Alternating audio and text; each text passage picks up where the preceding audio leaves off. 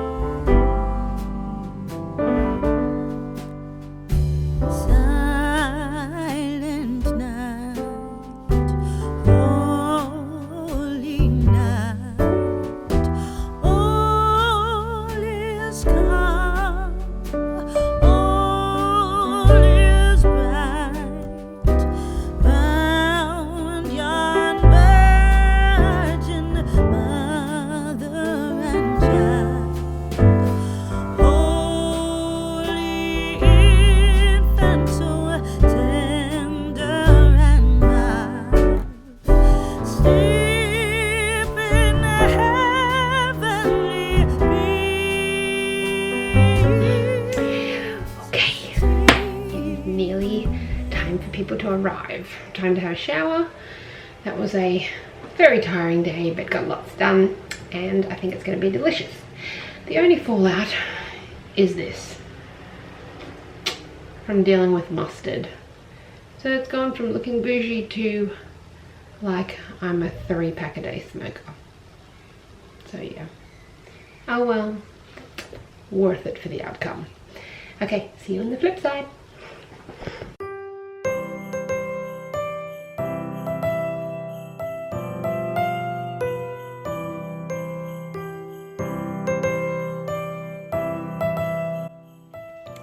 Okay guys, that's it for Friendmas 2019. Everything's tidied up, everything's put away. Lots of yummy leftovers for the next couple of days. So yes, it was a great night. As I said, with old and new friends, it's always great to meet new people and just have that fellowship together. That's really great. So yeah, if you haven't already, hit that subscribe button and the like button, and send me a comment. I'd love to communicate with you in the comments.